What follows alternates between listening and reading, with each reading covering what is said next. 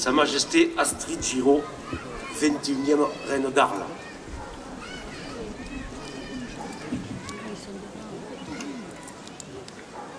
Messieurs les élus, monsieur le capitaine de la nation gardienne, chers amis, il n'y a en ce monde de tradition aucune journée qui se ressemble. Celle de l'hommage à Fanfone nous fait toujours voyager un peu plus dans les profondeurs de notre histoire. Et comment honorer chaque année, comme il se doit, notre grande dame de Camargue? L'on murmure qu'il faut écouter son cœur.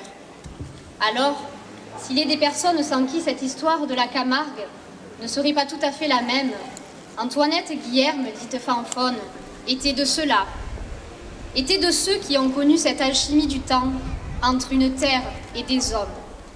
Aujourd'hui, la Camargue sauvage s'éveille sur un matin d'éternité pour vous rendre hommage, Fanfone. Sur les marais des Margues plane l'ombre d'une grande dame. Sa légende, indissociable de celle de la Camargue, elle l'a écrite pendant près d'un siècle dans la poussière des drailles grises, montée sur ses chevaux blancs. Pour elle, cheval et taureau sont l'âme d'une contrée sauvage, riche de sa propre mythologie, et deviennent rapidement sa raison de vivre.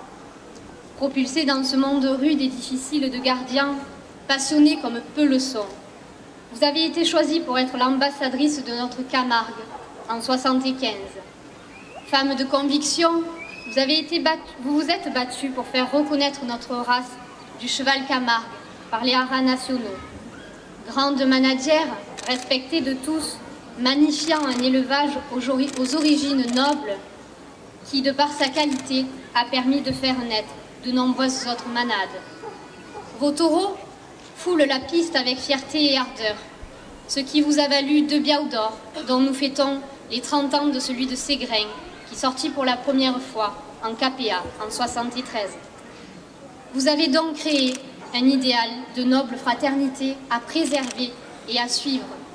Désormais, vous ne pouvez être qu'un exemple, un emblème, un symbole pour nous tous. Et nous ne pouvons que vous en remercier. Les gardiens ont toujours été à vos côtés, Fanfone, et chers à votre cœur. Nous avons alors ce point commun. Et aujourd'hui encore, ils sont nombreux sur leurs chevaux blancs à venir vous rendre hommage. Alors, permettez-moi de les en remercier et de me tourner à présent vers ceux qui furent bien plus que de simples gardiens, vers ceux qui aujourd'hui honorent votre mémoire, Fanfone. La famille Espély. 2 frères qui ont succédé au célèbre gardien René Chabot. Passionnés et amoureux de notre Camargue, ils ont fait briller les couleurs azur et or à vos côtés, des taureaux connus et reconnus par tous les aficionados. Vous aimiez qu'ils soient éloquents de par leur nom. Aujourd'hui, les fleurons de l'élevage portent toujours des noms aussi évocateurs, poétiques, dont certains affichent dès leur sortie en piste la crainte chez les hommes. Aujourd'hui, Christian, qui est un de ceux de la profession, qui est toujours d'une humble discrétion, passionné et sage, fait encore briller cette célèbre devise. Et la relève, non loin, est assurée, n'ayez crainte. Zent Fanfone, tum peuple es aquí per tunura, regarde, cum ititiva sum beu, enten, pume tibia sunt impatient des trapez à la piste. À quelle journade!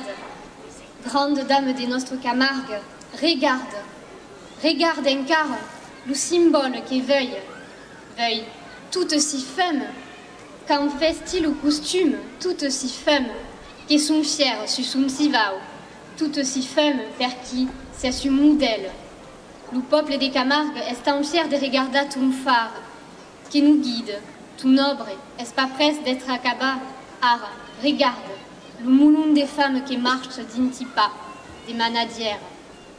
Il y a point des poèmes qui pas ou d'écrire ce qui vèse et veuille, Fanfone.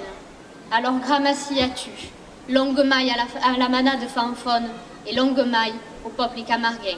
Gramassi.